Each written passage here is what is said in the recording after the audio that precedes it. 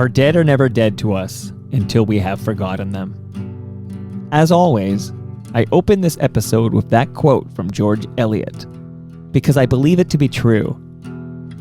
By remembering those who have passed, we give them life. Let's remember those we lost in February 2023. As always, this memorial episode of Toronto Mic'd is brought to you by Ridley Funeral Home, pillars of this community since 1921.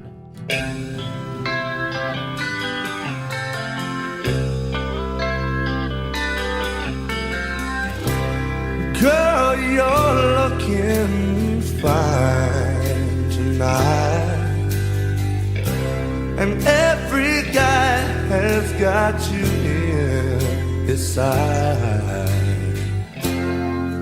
What you're doing with a clown like me is surely one of life's little mysteries.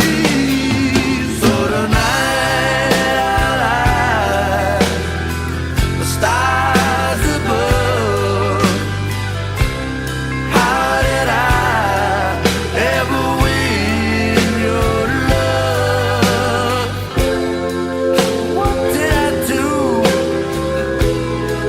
What did I say to turn your angel eyes my way? For the second month in a row, we lost an FOTM. Tom Stephen was the drummer for the Jeff Healey Band, and on March 7th, 2019, he visited my home for a 90-minute chat about his time playing with Jeff. I was sad to learn that Tom went into cardiac arrest on February 20th and passed away at the young age of 68. I've dedicated episode 1210 of Toronto Mic'd to his memory, and you can find it in the Toronto Mic'd feed right now.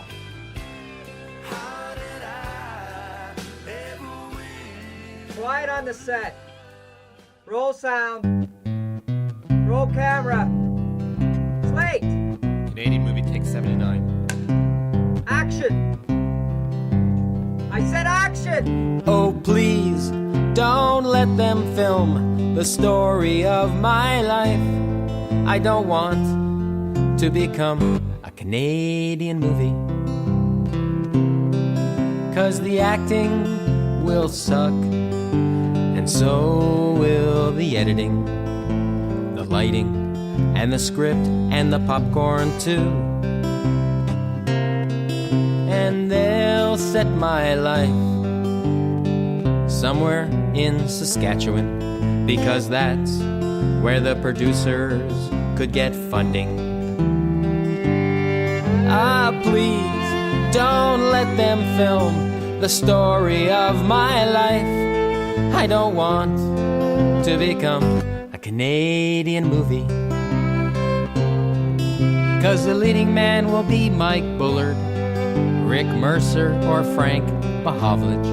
I might even be portrayed by Peter Mansbridge, and no one will pay to see me.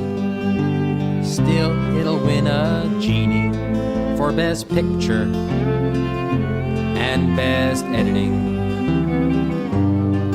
And the soundtrack's hit theme song will be sung by Celine Dion in a duet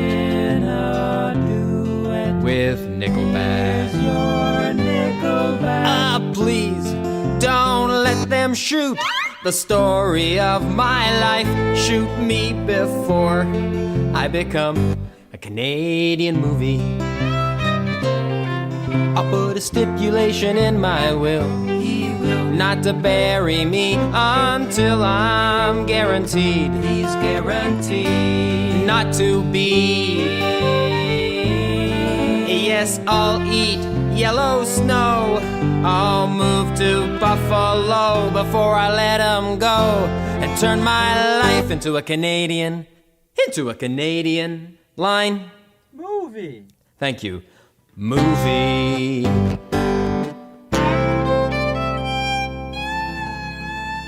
Typically, these Ridley Funeral Home memorial episodes of Toronto Mic'd are for remembering those who passed away in the previous month. But Robert Davis actually passed away on November 21st, 2020. Earlier this month, I went hunting for local independent podcasts, something I do periodically. Good local independent podcasts are far rarer than you think. But I stumbled upon this podcast called Hit Me by a Toronto musician named Robert Davis. Hit Me was simply episodes about music with personal anecdotes from a self-professed music expert, and I dug it. I saw 70 episodes in the feed, downloaded them all, and started going through them on bike rides. By the 10th episode, I knew I wanted to invite this Robert Davis over for an episode of Toronto Mic'd, because he had referenced working at CFNY and CBC, and to be frank, I just liked the cut of his jib. So I went to robertdavis.ca to find contact details. And that's when it hit me like a ton of bricks. In the top right corner, it read, Robert Davis passed away November 21st, 2020. I pledged to listen to all 70 episodes. And as the drop dates approached 2020, I kept wondering if Robert would disclose an illness. The final episode of Hit Me dropped on March 20th, 2020, 1 week after the pandemic lockdown, was a shaky Robert merely saying we all needed a catchy song at that time, and then playing All That She Wants by Ace of Base. That was it. I now know Robert only had 8 months to live. At some point, robertdavis.ca will likely go offline, but those 70 episodes will hopefully remain indexed for others to stumble upon. I never met Robert, and only learned of his existence earlier this month, but I wanted to recognize his passing as an FOTM who never was, but should have been. What the world needs now is love, sweet love. It's the only thing that there's just too little of. What the world needs now is love, sweet love. No, not just for some, but for everyone. Lord, we don't need another mountain. There are mountains and hillsides enough to climb. There are oceans and rivers enough to cross, enough to last till the end of time. What the world needs now is love, sweet love. It's the only thing that there's just too little of. What the world needs now is love, sweet love. No, not just for some, but for everyone. Lord, we don't need another meadow. There are cornfields and wheat fields enough to grow.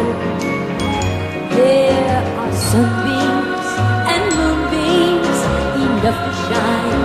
Oh, listen, Lord, if you want to know.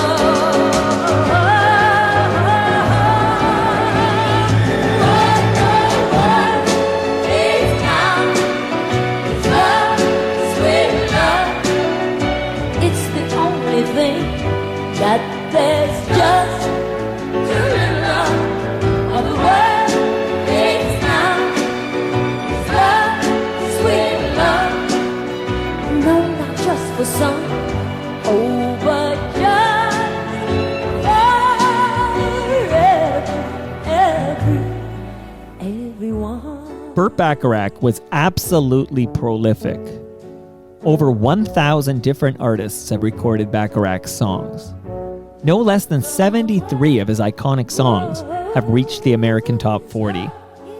Those that top the Billboard Hot 100 include This Guy's in Love with You by Herb Alpert, Raindrops Keep Falling on My Head by B.J. Thomas, They Long to Be, this is a parentheses jam, Close to You, The Carpenters, Arthur's Theme, another parentheses jam, Best That You Can Do by Christopher Cross, That's What Friends Are For, Dionne Warwick, with help from her friends Elton John, Gladys Knight, and Stevie Wonder, and On My Own by Carol Bayer Sager.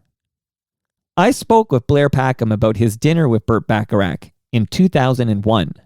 We lost Burt Bacharach recently, Yes. and I'm just like fascinated. He was a prolific songwriter, and when you learn the songs he composed, and you're like, oh, that's him too. Like I went down this rabbit hole of like every song of his that was in the top 40, and it took a long time. Okay, there's Oh my dozens God. and dozens and dozens of songs he wrote that hit the top 40. But I'm going to lean back from the mic, and I'm going to listen to Blair Packham, because Blair Packham has an amazing Burt Bacharach story. Blair, the mic is yours, buddy. Thank you. It you know what, Mike? It is an amazing story. It amazes me looking back, and this is how it went. So tying it in with the comedy world, Mike Myers had just had Burt Bacharach in one of his Austin Powers movies.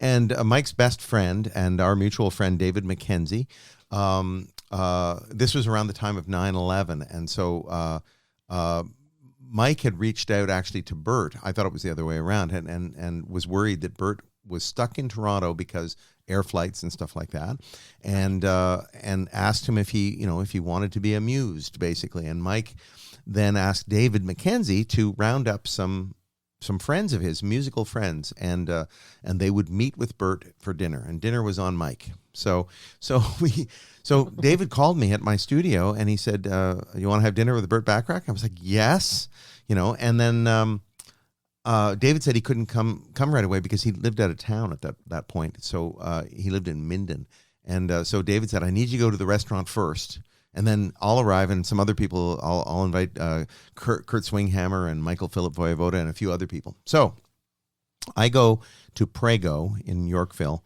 and I walk in, and there's Burt sitting at a table, smiling, his blue eyes, and he's wearing a sweater tied around his neck, the way that you see him in so many photographs, casual. And he's and I say to him, "Hello, I'm Blair Packham. I'm one of David's friends. I'm a friend of Mike." And he said, "Well, welcome. Have a seat." So I sit down, and instantly we start talking about anything but music.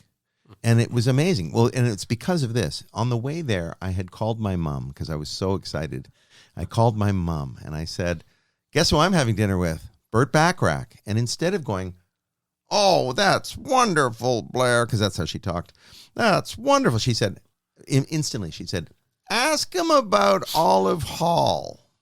Like that, as if she'd been waiting for the call, as if she knew that I'd be calling to say I was having dinner with Burt Bacharach. She's just been waiting for this moment. Yeah. So I said, "Olive Hall? What do you mean?" And she said, Burt used to come to the dorm when we were at McGill, and he dated Olive Hall. She was so beautiful. And he would come to the dorm, and he would sit and play the piano and entertain us girls, and while she was getting ready. And so I sit down in the restaurant, and we greet each other, and how do you know David? How do you know Mike? And, I knew how we knew Mike and so forth. But we're talking, and I should have said, "So you're a songwriter."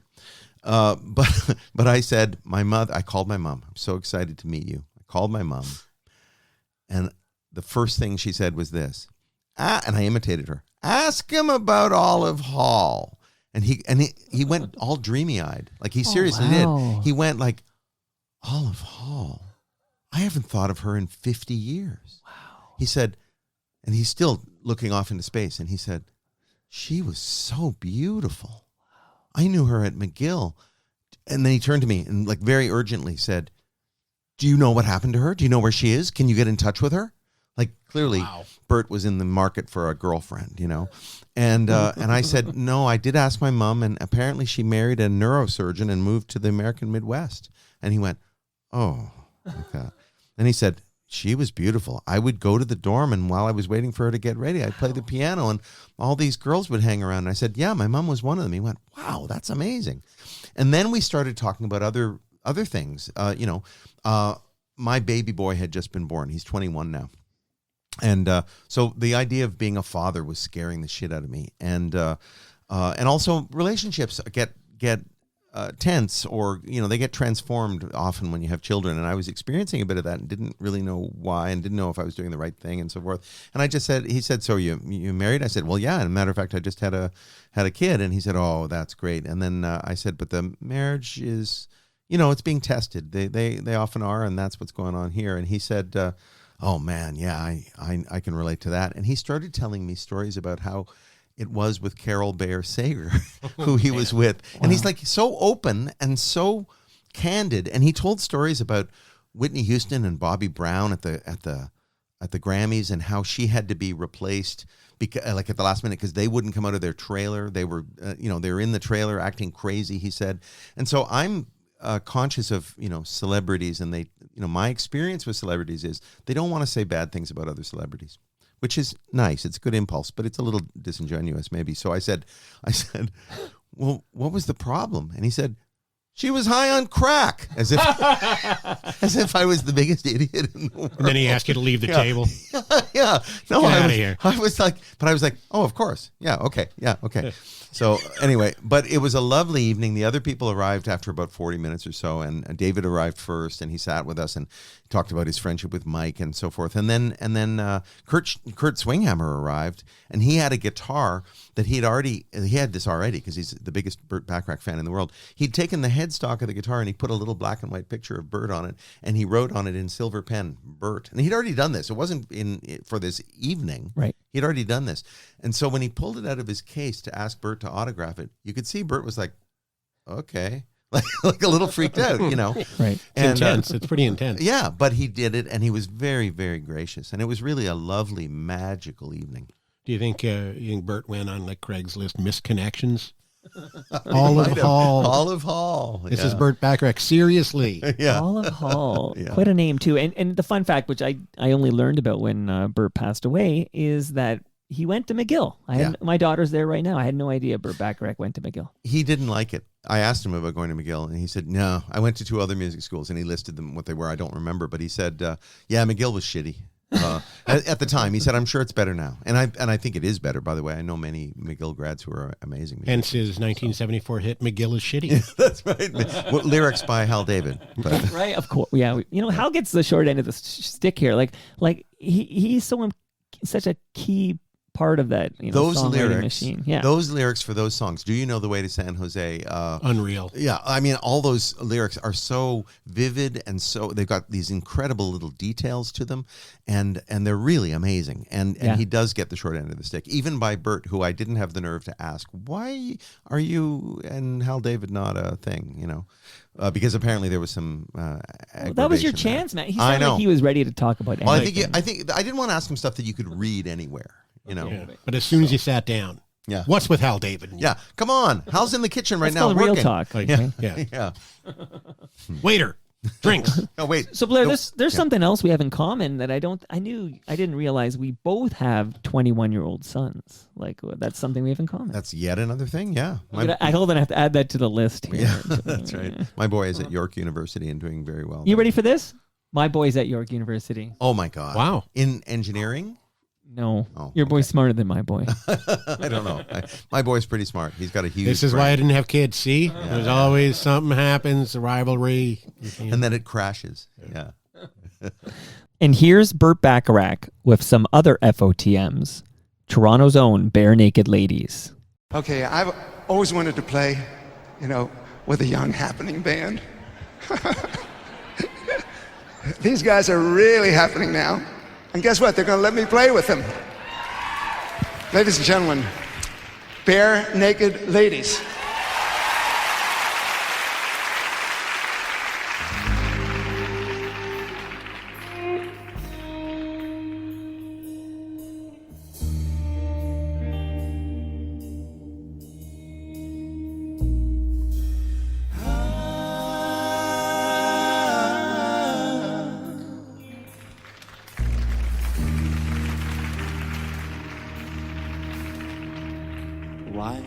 do birds suddenly appear every time you are near? Just like me, they long to be close to you. Why do stars fall down from the sky every time you walk by? Just like me, they long to be close to you.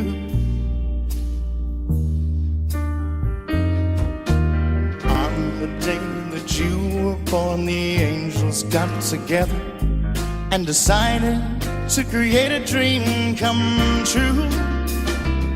So they sprinkled moon dust in your hair, golden starlight in your eyes of blue. That is why all the boys in town follow you all around. Just like me, they long to be close to you. Just like me, they long to be close to you.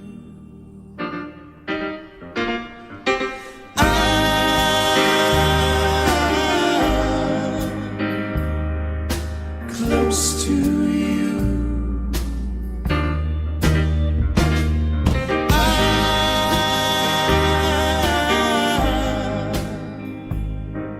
Close to you.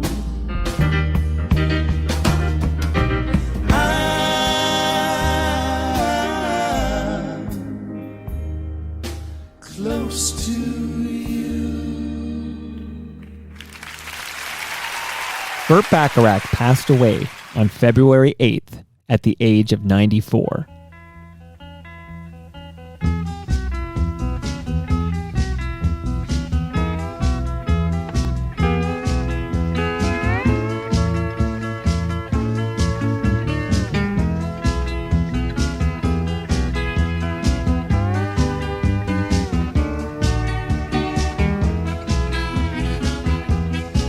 I gotta get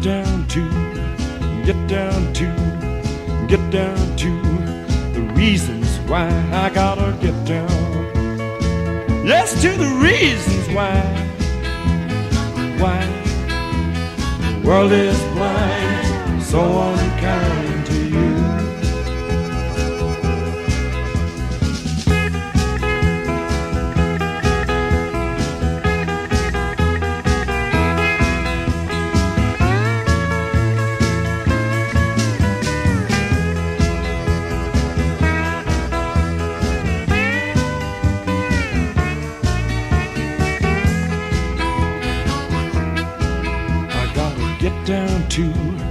Get down to the rights and the wrongs. I gotta get down, yes, to the rights and the wrongs.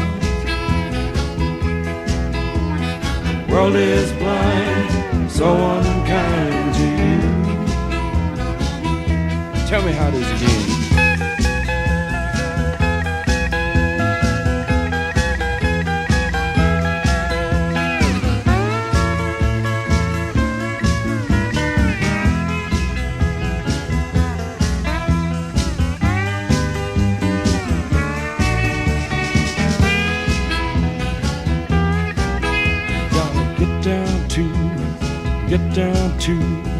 Get down to when it's time to move on home. Get down, yes, when it's time to move on home. That's right. World is blind, so unkind to you. I'm gonna tell you.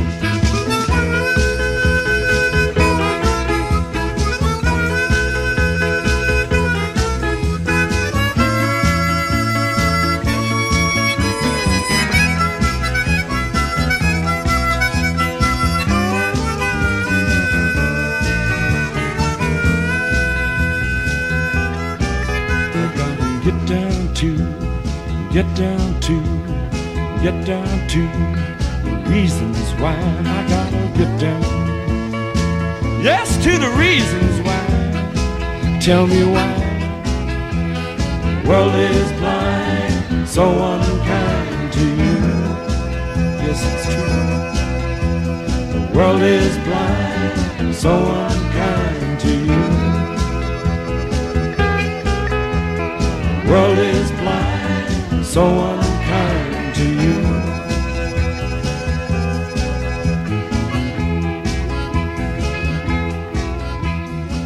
Mendelssohn Joe was a painter, singer, composer, author, and activist.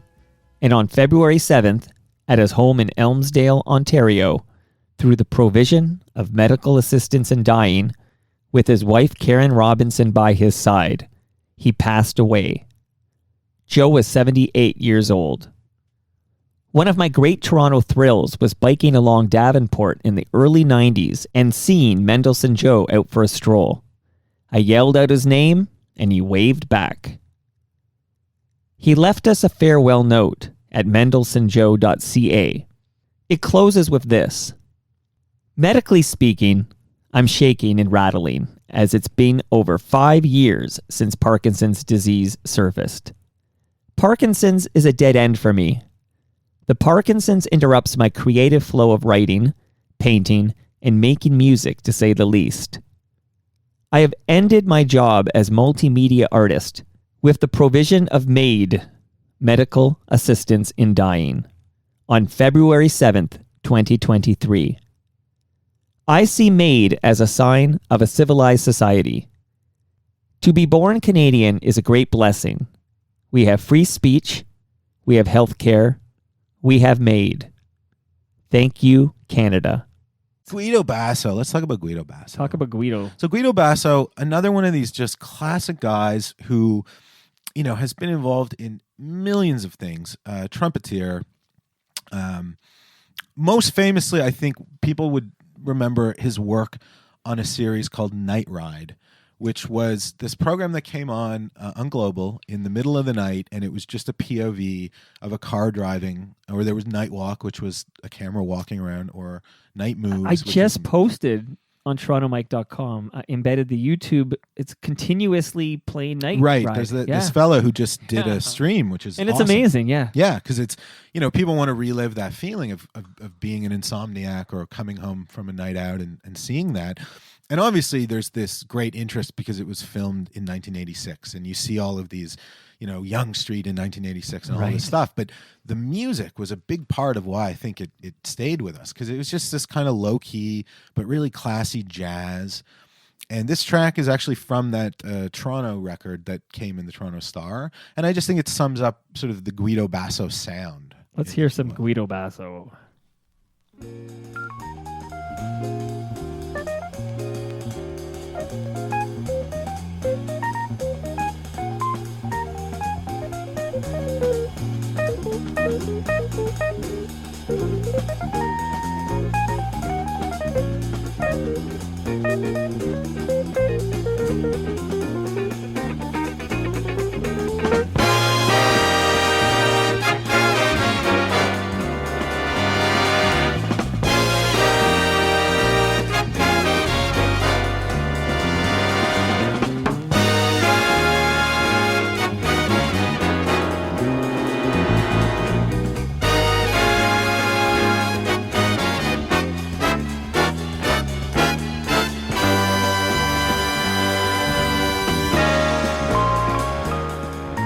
Awesome. Some good driving in the rain music right there. No, it's great. Seriously, I'm just too mellow to continue, man. Take over, okay? Guido Basso. Guido Basso. He's also, I have this fantastic public service announcement that's on my YouTube channel that's called We Are Ontario. And it's basically a bunch of musicians, including Guido Basso, who do this sort of scat song, and it's all about how Ontario is made up of all of these different cultures, and when they all come together, it sounds great, and it's a beautiful message. It's a beautiful little piece. Man, we had so much hope, and what happened to us as a people? Dude, this is why nostalgia, because I sometimes have my buddy Elvis over, and adamant. He's just against all nostalgia, and I'm like, what the heck is wrong with you? Like, this is the most potent drug on the planet. It will not shorten your life. And we are the dealers of this drug. That's right, man. The first one's free. Come back when you want more. Hit that Patreon, buddy. That was FOTM Hall of Famer Ed Conroy, better known as Retro Ontario, chatting with me on Toronto Mic'd about Guido Basso. Guido Basso passed away on February 13th at the age of 85.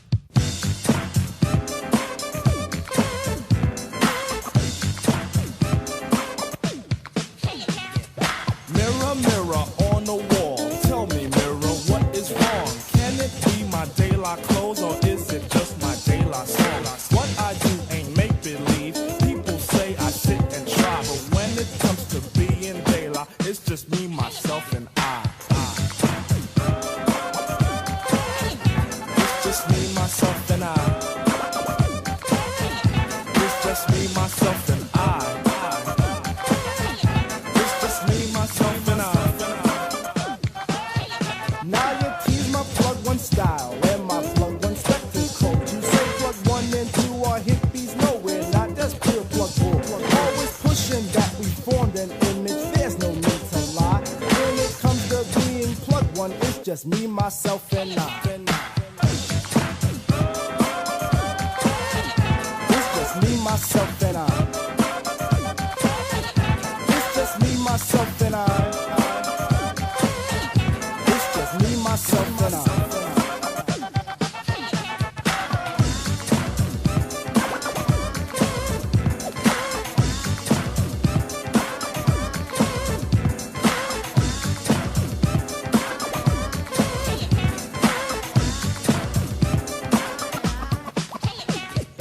Proud, I'm proud of what I am. Poems I speak are plugged too tight.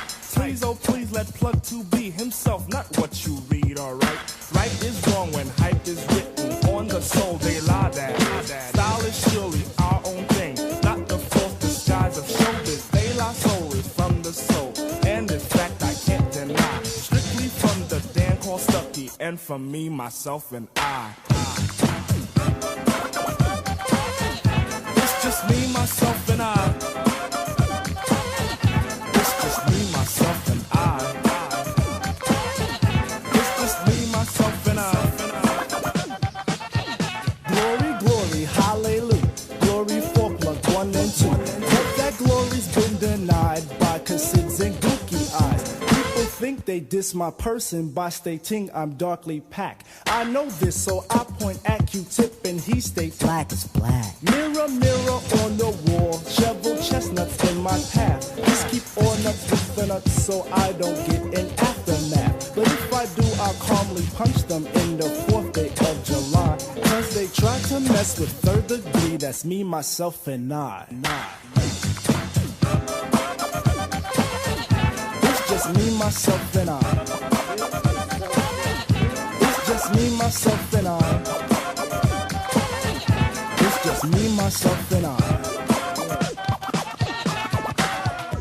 David Jude Jolicoeur was the rapper and producer who rose to fame as a member of De La Soul under the stage name Trugoy the Dove. He also wrote and rapped a verse on the Gorillaz' Feel Good Inc. That song won a Grammy Award in 2006 for Best Pop Collaboration with Vocals. Fun fact, Trugoy is yogurt backwards. He passed away February 12th at the far too young age of 54. 1, 2, 3, 4, 5, 6, 7, 8, Schlemiel, Schlemazel, Haas and Bemp Incorporated. We're gonna do it. Give us any chance, we'll take it. Read us any rule, we'll break it. We're gonna make our dreams come true. Doing it our way. Nothing's gonna turn us back now. Straight ahead and on the track now. We're gonna make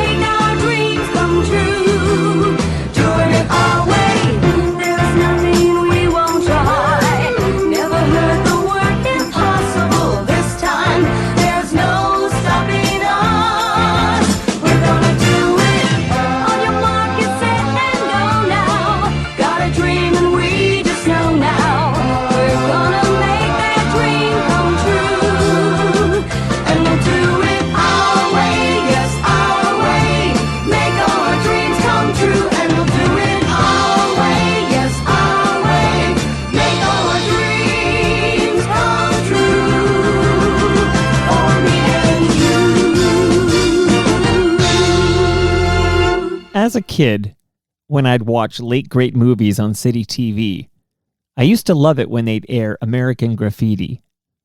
I thought that was the coolest flick.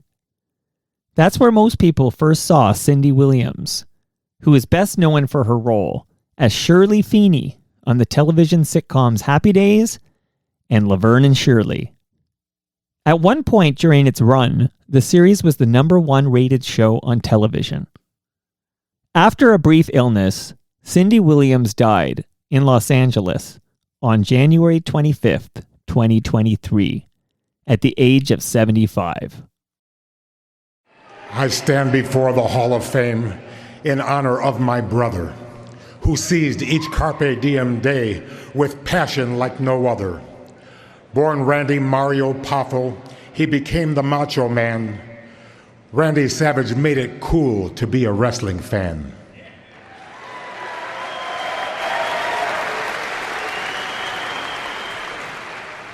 His match with Ricky Steamboat in 1987 was on a scale from 1 to 10, much better than 11. He snapped into a Slim Jim with his iconic voice. He earned a role in Spider-Man, which made his fans rejoice.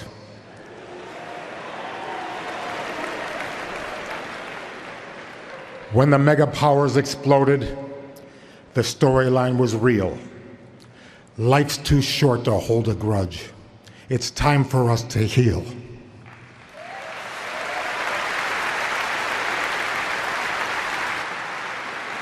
In triumphant jubilation, we celebrate his name. Finally, the Macho Man is in the Hall of Fame.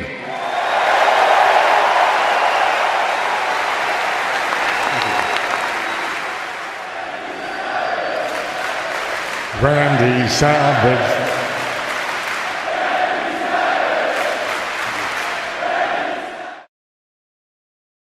Lanny Poffo, better known by his ring names Leaping Lanny Poffo and The Genius, was best known as a professional wrestler who competed for many wrestling companies, most notably the WWF from 1985 to 1992, where he wrestled with his brother, Macho Man Randy Savage. I remember him well because he was in the WWF when I followed it closely. Lanny Poffo passed away on February 2nd at the young age of 68.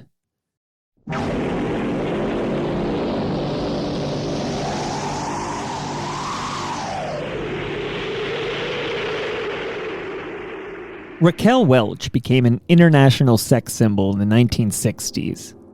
Widely remembered for playing a bikini-clad cave woman in the 1966 film 1 Million Years BC. She also won a Golden Globe for her role in 1974's The Three Musketeers. Perhaps more relevant to Gen Xers like myself, Raquel Welch acted in the season 8 finale of Seinfeld. Here's a clip from The Summer of George. You are a fraud, Dr. Tarnower. You haven't even been to Scarsdale. Miss Welch. Who are you?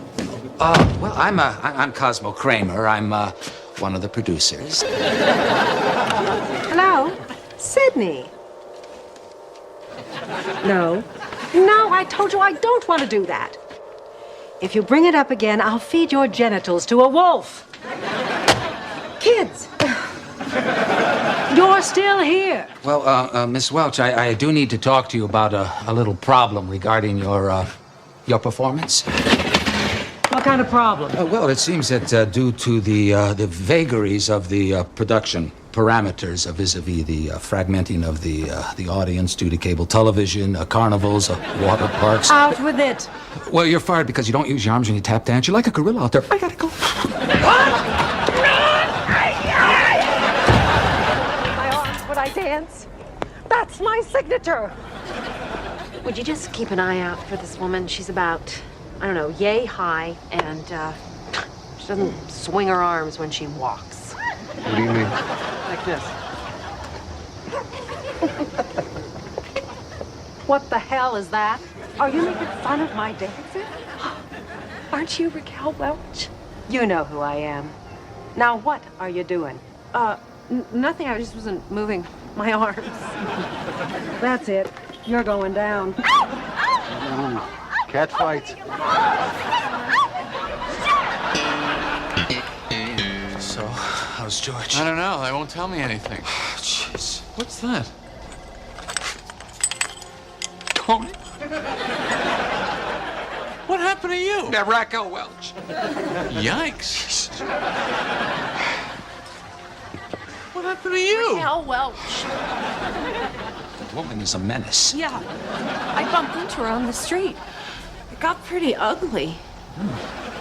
Cat fight with Raquel Welch.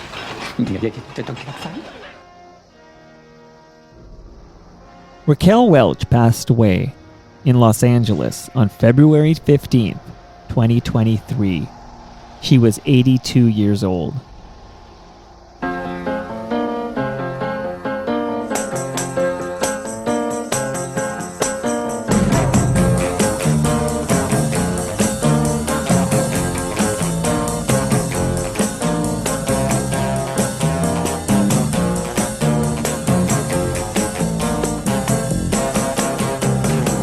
The best things in life are free, but you can give them to the birds and bees. I need fun. That's what I want. That's what I want. That's what I want. Your love give me such a thrill, but your love don't pay my bills. I need fun. That's what I want. That's what I want. That's what I want.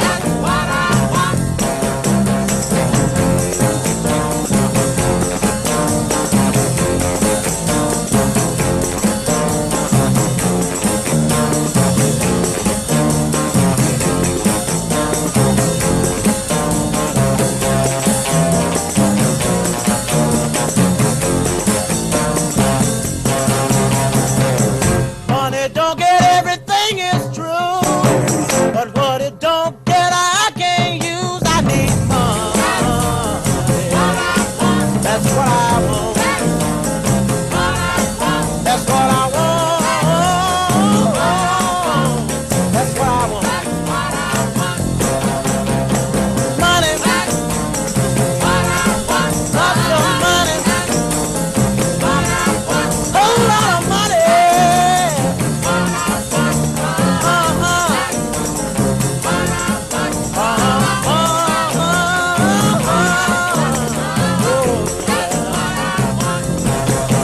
Give me money, a lot of money, all those leaves green, yeah, that's right, baby, that's what I mean.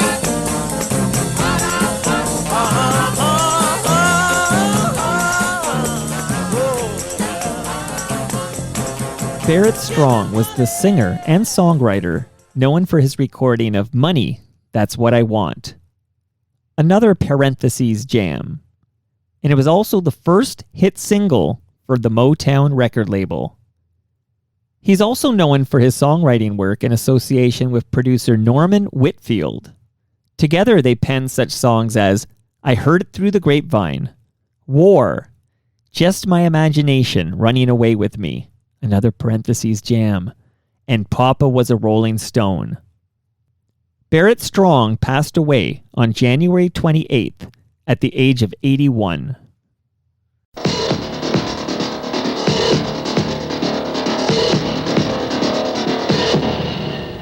The Toronto Maple Leafs used to be a Canadian institution, but no more. The Leafs are stumbling through the hockey season in 12th place, and the big crowd pleasers like Darryl Sittler and Mike Palmateer are wondering when they'll be traded. Morale may be low on the ice, but in the front office it's business as usual, and that means big deals, big profits, and outrageous talk from a man who boasts that he's one of the great con artists. Harold Ballard has hung around rinks and hockey teams since he was a boy. Now he's the absolute boss at Maple Leaf Gardens, and he revels in it. For Ballard, the Gardens and the Maple Leafs hockey team are like big, expensive toys. The toys may not be working as well as they used to, but Ballard still thinks he's on top. You've got to win. That's the only thing I know. At any cost? At any cost. Kill the other guy? Why not? Get him out of the road, you'll never have to compete with him again. There'd be somebody else come up in his place. Well, take a shot at him, too. Peter Herndorf passed away on February 18th at the age of 82. He had a lengthy career at the CBC, where he helped develop such shows as The Fifth Estate and The Journal. He later took on roles as publisher of Toronto Life magazine, and then chairman and CEO of TVO. That's where FOTM Steve Paikin enters the conversation. I chatted with Steve Paikin today about his friend and mentor, Peter Herndorf. Steve Paikin, when did you first meet Peter Herndorf? I think I met him for the first time when he was still at CBC, but I really got to know him, of course, after he took the helm of TV Ontario, as it was then called, in 1992. And I think I was one of the first people that he hired to come on over and basically give life to a new vision that he had for the place. So tell me a little bit more about that, that happening. Did he just approach you? You're working at CBC News, or you're working for CBC, and he approaches you and says he has a vision for TVO? Yeah, pretty much. I was hosting the 6 o'clock news on CBC at the time, CBLT, Channel 5, Cable 6, I think, as we called it back then. And I, as I say, I bumped into Peter, I guess, a few times when we were both at CBC. We were just acquaintances, didn't really have a friendship. And then he basically sent word through a guy who had hired me at CBC named Howard Bernstein. And Howard Bernstein had moved from CBC to TVO, and he called me up and he said, I think you ought to have a meeting with Peter Herndorf here. He's got some ideas and you could be part of them. And I loved and love Howard Bernstein. He gave me my first really huge break in television. And so off to the 5th floor corner office I was to have my meeting with Peter. Now, I must admit to you, I only learned about Peter when he passed away. And like many, important people in the zeitgeist, I have to do catching up here. And as I'm learning about him and what he did at the CBC, I think he was at CBC for like almost 3 decades.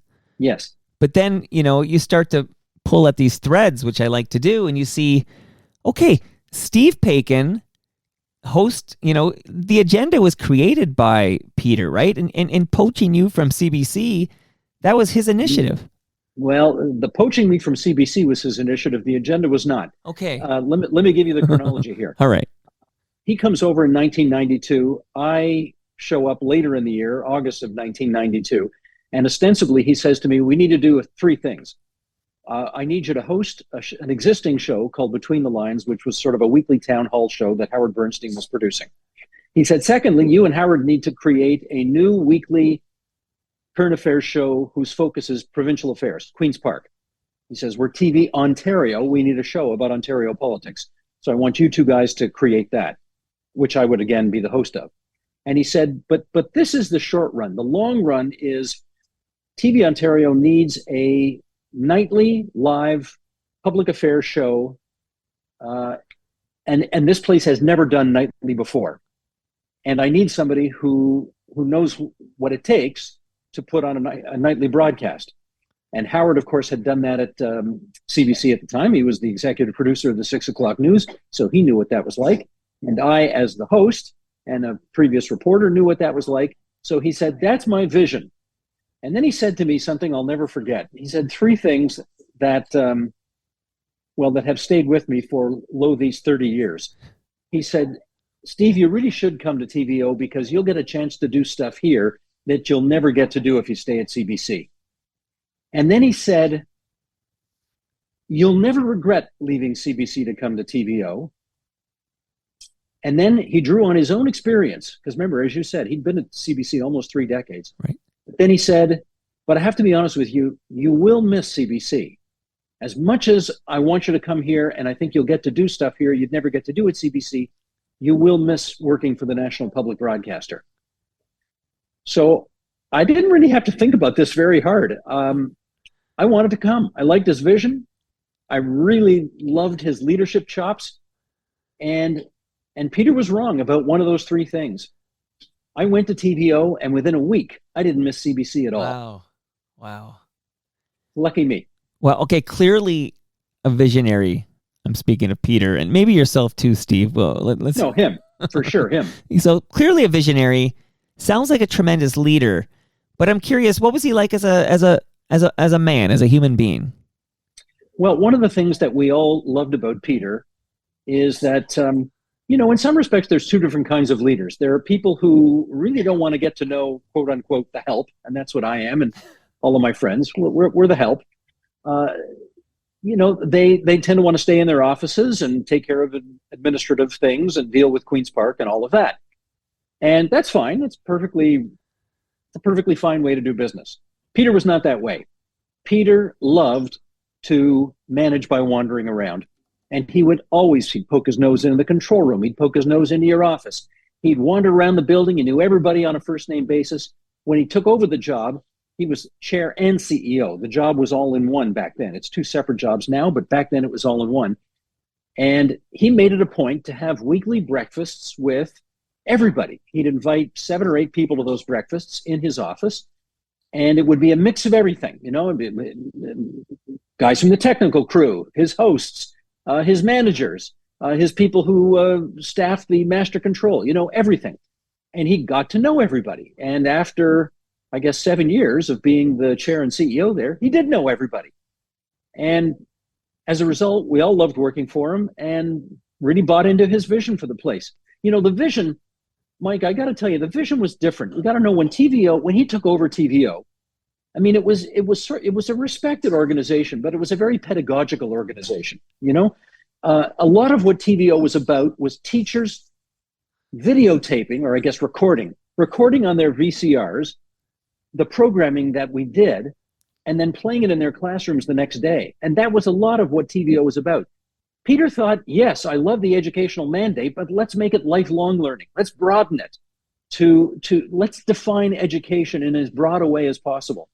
And that meant public affairs. And that meant Between the Lines and Fourth Reading, which was the Queen's Park show we created. It meant Studio 2, which was the daily show that we eventually created in 1994, which lasted until 2006 when the agenda took over. Peter, of course, long gone by then. And these were the kinds of shows that he wanted to be his calling card. When was the last time you saw Peter? Peter and I, and one of the producers who worked for him as well back in the day, named Wojtek Schemberg, who is still an agenda producer to this day, we got together last September for beverages. And we just loved it. He had been fighting bad health for a while. And it was the first time we'd been able to see him in a while. And we got together and he was feeling pretty good and enjoying the hell out of our company as we did his. And we talked about broadcasting, we talked about media, we talked a little bit about sports, although Wojtek is absolutely useless in that conversation. It's funny, Mike, Wojtek's brother is the director of communications for the International Ice Hockey Federation. He knows a ton about hockey. He's probably forgotten more about hockey than I'll ever know. And yet Wojtek knows nothing about sports. Well, this reminds me of Norm and Mike Wilner. Ask Norm about baseball. That's a great analogy. So we had this great get-together last September, and as we were all leaving after our wonderful schmoozy, gossipy conversation, Peter said to both of us, he said, that was great fun. Let's do it again soon. And unfortunately, he got sicker after that, and there was no next time. Well, it sounds like Peter Herndorf would have made a great FOTM. Oh, I'm kind of shocked that you never got him on your show, because he would have been a perfect. Now, mind you, a lot over the last 10 years, a lot of his professional life was in Ottawa, because after he left TVO, he went to the National Arts Centre and completely redefined the mandate of that place and breathed life back into that place, put the National back into National Arts Centre, did a lot of programming that it had never done before. So I guess, unless you wanted to be Ottawa, Mike, he wasn't likely to show up on your radar. But I remember the last time I interviewed him, which was about 9 years ago, we'd known each other very well, but I'd never interviewed him until he left TVO and went to the National Arts Center. And I remember asking him, Peter, where is your heart? Is it in Toronto or in Ottawa? And, he had to sort of acknowledge that as a Winnipegger originally, his heart was now sort of in three different places. He'll always be of Winnipeg.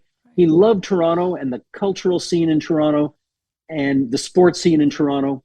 But Ottawa was where he was planting his flag at the time I talked to him. So he had a foot in all three camps. And I'll tell you that the smartest thing he ever said to me, and this actually had nothing to do with anything professional. We love baseball. We went to baseball games together. We both had a soft spot for the Red Sox in our hearts because he went to Harvard. So we both went to school in Boston. I went to Boston University. And I remember asking him after the interview was over that I just referenced, I said, what do you do with your kids that you enjoy the most? And he said, well, I like to take my son to the Raptor games because it's a 2-hour assault on our senses. It's like a big, long rock and roll concert. And it's really very exciting. And I love the energy of it all. And then he said, but if I want to know what's going on in my daughter's life, I take her to a Blue Jay game. And to me, that just summed up everything that we loved about baseball. We loved the drama. We loved the history. We loved those exciting moments. But we also love the space around those moments when we could talk. You really can't talk to people when you go to sporting events nowadays. It's too tough. But you can at baseball. And we loved that about baseball, and we loved our talks when we went to Blue Jay games. Steve, thanks for this, and I'm very, very sorry for your loss here. Not just mine, Mike, but so many people across the country who loved him and who owe their careers to him. And I'm one of those guys. I owe my career to this guy. He's so right. I've had a chance to do things that I never would have been able to do had I stayed at CBC. And I love him, and I can't thank him enough for poaching me away. I hope I vindicated his decision to steal me away, and I'll miss that big booming laugh, but I'm glad I got to work for him for a while. Oh, I see.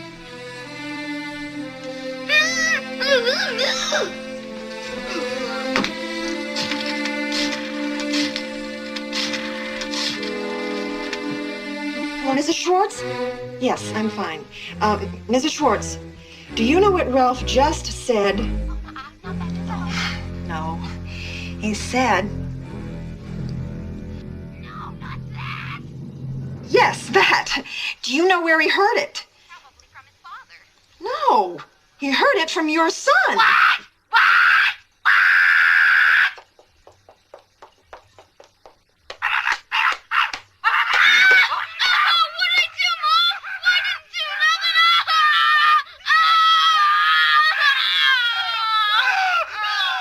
Melinda Dillon passed away on January 9th, but her death was only announced to the public in early February. She was nominated for the Academy Award for Best Supporting Actress for her roles in Close Encounters of the Third Kind and Absence of Malice, but she might be best known for her role as Mother Parker in the holiday classic A Christmas Story. Her other film roles include Bound for Glory, Harry and the Hendersons, The Prince of Tides, and Magnolia, for which she was nominated for a Best Actors Guild Award. I love Magnolia. Melinda Dillon was 83. Welcome back. Here we are in Studio One, the election studio. What are you doing here? I was invited in. What? I was invited in. Were you? This is your last show on, the last that we know of anyway, because there might be something else. But anyway, being your last show, I wanted to present you with something. And you know something, ever since I found out you were leaving, I've been practicing interrupting myself, and it doesn't work. They'll find someone else to interrupt you. It's part of the deal. No one could do it as good as you, buddy. Anyway, we've really enjoyed ourselves. Yes. And I bought you a little gift. Oh, for God's sake. And this... Careful with the set there. You don't want to break that before the election. And this here, Jim, you open the door. Oh, Peter. You shouldn't have. Even though you might all never have the upper hand, you should be able to have the upper seat. in this. my Yeah. A You know, double-decker outhouse. I'll use that to keep me out of the rain, which you so constantly forecast. Yes. Yeah. Oh, there's one other thing too, buddy. Wear this in good health. The heck is that? What does it say? Retired, don't ask me to do a damn thing. Anyway. I don't think that's big enough for my head. That won't surprise you. No, it will. It will surprise me. It's the right size for you, Jim. We've had so much fun in the past 2 years. It's Peter, it's been a gas. We've only had a year and a half to work together, but I've enjoyed every minute of it. It's been a great pleasure for me. And you know, it's nice to meet you. We and have fooled you a lot with- of viewers too, because a lot of people were saying, you know, don't you guys like each other? Things like We get that. along fine. I know it's been a all blast. part of the Okay. shtick, eh? Anyway, you want to see a younger Jim Nunn? Oh my God! Let's take a look at a younger Jim Nunn here. What's this? I was supposed to be a lawyer, you know. My father and my cousin, who's now a judge, had it all figured out. Without asking me, I was told I was going to go to law school. Hi, Mr. Nose. Hi, how are you? And there is some hope to be taken today. We'll keep you informed. Sprung is in way over its head, and all it. Mother, I've been everywhere, man. Good evening, I'm Jim Nunn. How did Arnie Patterson handle himself during the last campaign? Well, Liberals are expected to nominate high school principal Alvin Sinclair to contest the seat against the man Liberals call that carpetbagger from Quebec. I know a lot of people criticize the CBC, and some of your viewers criticize you. Listen, if you ask me one more question like that, and I'll rip your eyes out and send them out over the airwaves right now. Do you understand? I can understand. I think he's highly overrated, and I think the only reason he ever got into broadcasting in the first place is that he's the son of J. Clyde Nunn. A fella told me, he said, you're going to be talking to Jim Nunn. I said, yeah. And he said, watch for trick questions.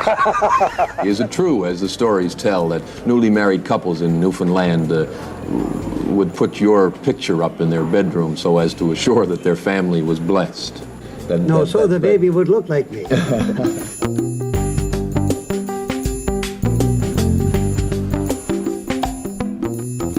Oh my God, I'm going a little gray, you notice?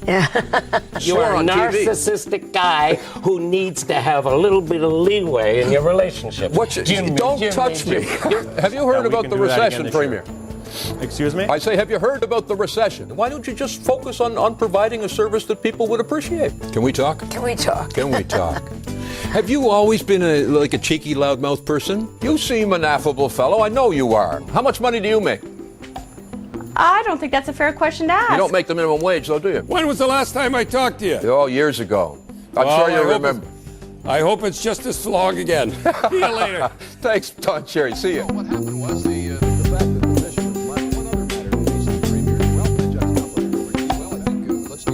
And that is the heart of the dilemma facing the Buchanan government. And that is the weather.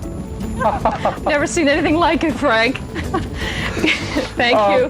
It's very unprofessional to laugh at another man's promise, but that was funny. The side of this story is that 300 other old movies were taken from the site, and they're now believed to be buried in a garbage dump. We have more from Phil Sherman. Why? I'm insufficiently vertically challenged. The secret's out. I remember as a youngster growing up in the north end of Halifax watching Jim Nunn do the news. You lying divil. Now, this is something I was sure I would never do on television. Stitches are a little bit big, but that will improve. Don't be critical now. I'm just starting.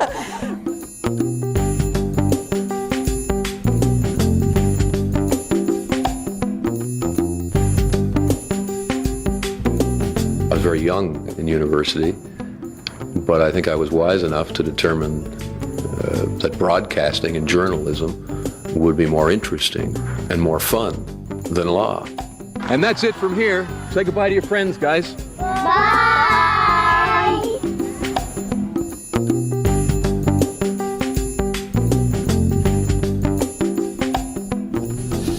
Many faces. I didn't Thank know you God had I finally found a barber. What? Yes.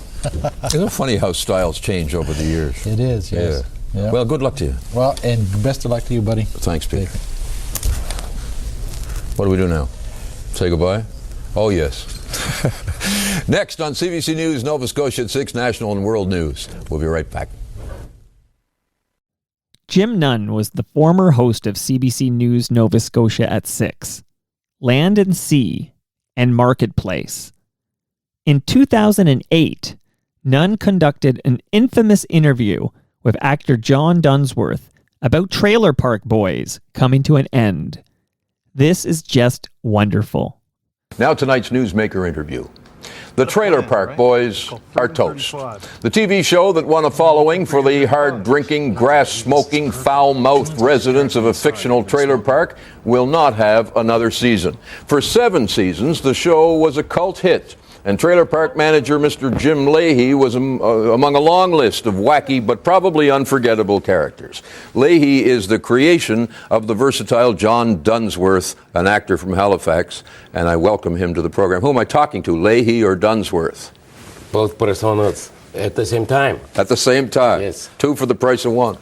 Isn't it a wonderful thing that this awful television program, full of foul-mouthed, dope-smoking, hard-drinking people who gave a very bad impression of the poor who live in trailer parks. Yeah, you'll have to forgive Mr. Nunn. What? I think you're doing a... Isn't it a wonderful thing a Pat that Robertson imitation? I tell you, there's an awful lot worse language. Can I finish the question? I know it's a long one, but let me just finish it. Like Rex. Isn't it great that it's gone? It hasn't gone. And every week, it's shown every day. It's shown in Afghanistan every night. And the people that come It must be helpful. It certainly is a piece of Canadiana. The people that I talk to that come back from there, we save their lives. But what are the... We have saved more lives. What do the people of Afghanistan think of that foolishness? They love it. Do they? It's a hit. You mean the Afghanis themselves? Yes. Come on, give me a break. It's a different culture. You do well over there. You're such a myopic, kind of misanthropic. Look, you should talk. No, look. You should talk. You use bad language. You say Jesus Christ died for our sins. Not on the television. Well, see, the thing is that if you can get by the language, then you're going to see values there that values there. Yeah, like dope smoking and beer drinking. There's nothing wrong with dope. Compared to the lottery scam that you were reporting on earlier. I mean, I think that legalizing marijuana would be a good step forward because it's hypocritical for listen. I knew it would be interesting to have you in. Well, the thing is that I never know where the conversation is going to go quite, Well, you steer this conversation. But I tried. I say to you that Dr. Zed in New Brunswick told me that one of his patients who was going to commit suicide watched this program before he pulled the trigger. Which one? This one? Or the Trailer Park Boys? Trailer Park Boys, and it changed his life. Yeah, he would have done it if he watched Come you. on, Jim, it's so narrow. Listen, come on, John. Listen, hold on. Bubbles has had more people come up and say thank you for saving my life. We have nurses come in every time we have an Bubbles opening. saves pussycats. Bubbles some kind I got of a weird... 40-ouncer from a guy who said he was You dropped on your death's glasses. door. Yeah, listen. No, it's all right. Leave them there. Wait a sec. What? Jim Leahy you need a little Jim Leahy in your life. Listen, you enjoy a little drinky poo once in a while. Come on. I saw the program the other night, and you were committing to your homosexual lover that you were going back to your wife, but you intended to continue the affair. And you know why you saw that Randy. program? Because of synchronicity, and that's what you need to see. What the hell is so synchronicity? So you can confess to your wife I just that you swore are a on TV. narcissistic guy who needs to have a little bit of leeway in your relationship. Don't touch me. See? You're homophobic, too.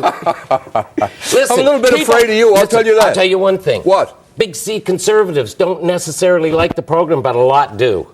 But most of the people You got who the federal love, cabinet lined up watching it, have you? Yes. You have no idea. The Stephen number of Harper people, a big fan? Holy. Oh, yes. Well, Stephen Harper has no real imagination. He doesn't. Come on. Well, I don't know. Well, you can see him. He's a wonderful man, but he's steering Canada down a stupid road. Look, what are people going to do now for a television program in which they steal shopping carts?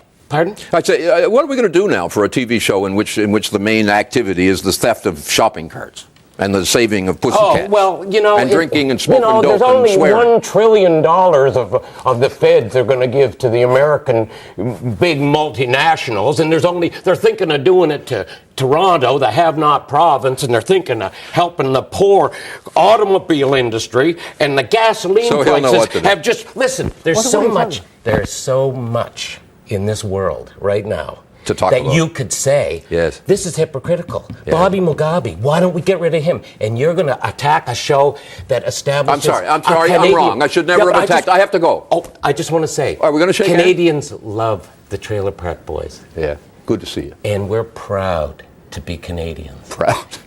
Thank you, John Dunsworth. Thank you.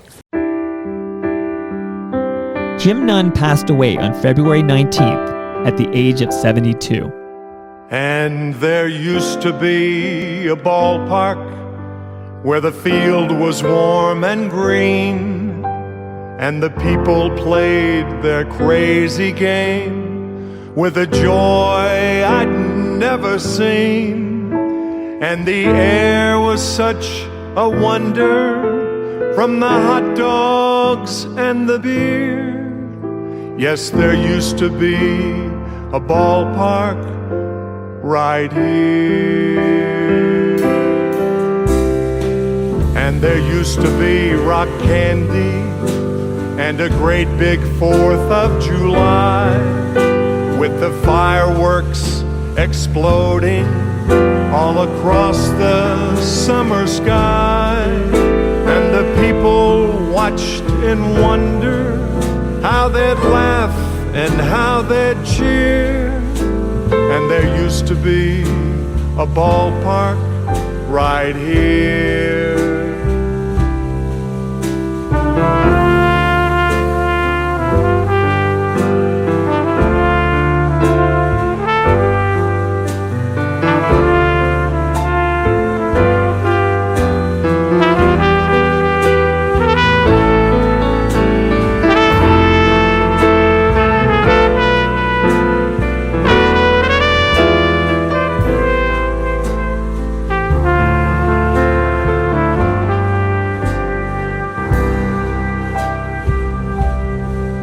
Now the children try to find it, and they can't believe their eyes, 'cause the old team just isn't playing, and the new team hardly tries.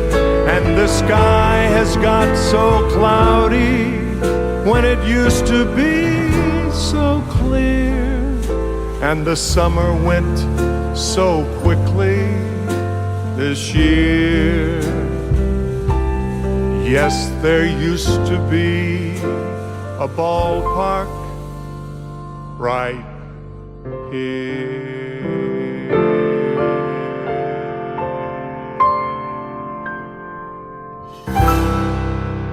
Tim McCarver was the all-star catcher and Hall of Fame broadcaster who during 60 years in baseball won 2 World Series titles with the St. Louis Cardinals and had a long run as one of the most recognized television commentators.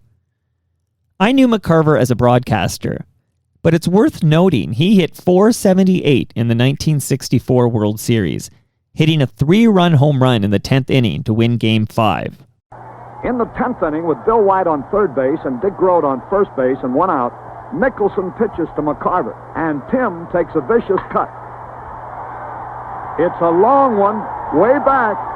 Mantle heading for the stands and might be out of there. It is a home run. And the Cardinals jump ahead 5-2 as 3 runners score. The homer was his 3rd hit of the game, his 8th of the series, sending his average soaring to .471. Tim McCarver passed away in Memphis, Tennessee on February 16th, 2023. He was 81 years old. Hello. How are you? Are you in a good mood? Good. But you know, it's hard to believe that 8 years ago I was a young comedian, because now I'm an old Jew now, and I had to be led to this club. What? No, I was on the Young Comedian Special in 1978. Remember that year? BR, that was, before Reagan. And I was a hell of a dresser in those days. Let's take a look at the clip and see how cool I was in those days. The people had different ways of moving, you know. I figured out why black people walk the way they do. You know why black people walk the way they do? It's because for hundreds of years, black people were denied the use of white bathrooms. That's how they walk about. Like a black guy would go up to a white place and ask if he could use the bathroom. Say, oh, can I use the bathroom? No? Ooh.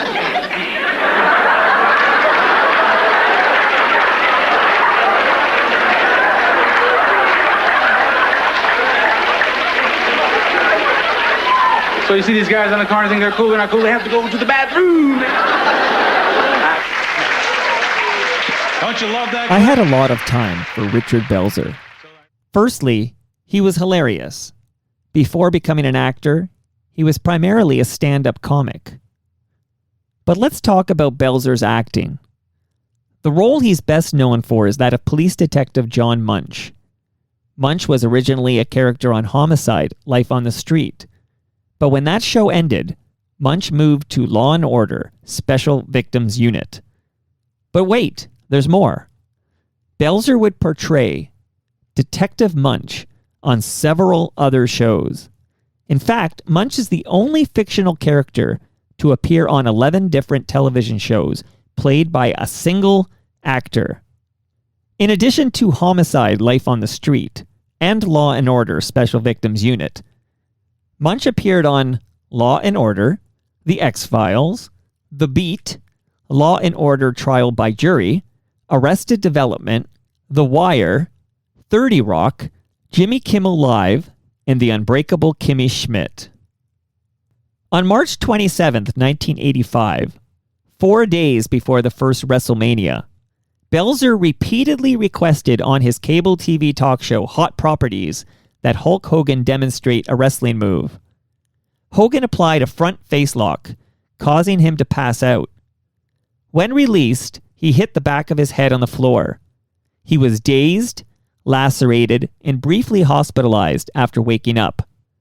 Richard Belzer sued Hulk Hogan for $5 million and settled out of court for $400,000 in 1990. And here's one more fun fact about Richard Belzer. He was Henry Winkler's cousin. Richard passed away on February 19th at the age of 73. According to his friend Bill Sheft, a novelist, Belzer's last words were, "Fuck you, motherfucker." She's like the swallow that flies so high. She's like the river that never runs dry.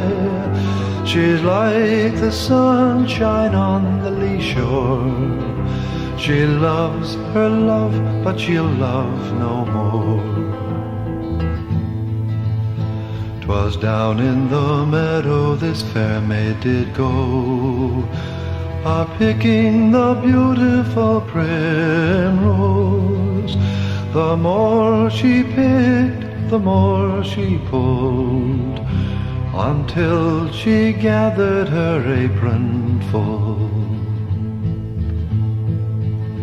She climbed on yonder hill above to give a rose unto her love. She gave him one, she gave him three. She gave her heart in company. And as they sat on yonder hill, his heart grew hard, so harder still. He has two hearts instead of one. She says, "Young man, what have you done?" When I carried my apron low, my love followed me through frost and snow. But now my apron is to my chin. My love passes by and won't call in. How foolish, foolish you must be, to think I love no one but thee. The world's not made for one alone. I take delight in everyone. She took her roses and made a bed, a stony pillow beneath her head. She lay her down, no more did say, just let her roses fade away. She's like the swallow that flies so high. She's like the river that never runs dry. She's like the sunshine on the lee shore. She lost her love and she'll love no more. Newfoundland's Gordon Pinsent had a storied acting career, spanning dozens of films and television projects, including Due South, The Red Green Show, The Shipping News, and Away from Her. He was also the voice of Babar the Elephant in television and film from 1989 to 2015. That's right, Gordon Pinsent shared the screen with Stu Stone. Then, there was his dramatic reading of Justin Bieber's autobiography. Hello. I am Canadian icon Gordon Pinsent, and I would like to share with you some selections from the memoirs of another famous Canadian. 16-year-old Justin Bieber. The day I was born, March the 1st, 1994, Celine Dion was solid at #1 with The Power of Love. Not a bad way to start your life. My first date has been mythologized. I took her to a King's A buffet. Yes, I wore a white shirt. Yes, I got spaghetti. Singers aren't supposed to have dairy before a show. But we all know I'm a rule breaker. Pizza is just so good. I'd gotten the ugliest haircut of my life. My trademark swoosh was hacked off into this squarish situation that kind of reminded me of Bart Simpson. Dear God, what he must have gone through. I'm just a regular 16-year-old kid. I make good grilled cheese, and I like girls. Oh, the girls. The grilled cheese. I wish I was you. Gordon Pinsent passed away on February 25th at the age of 92.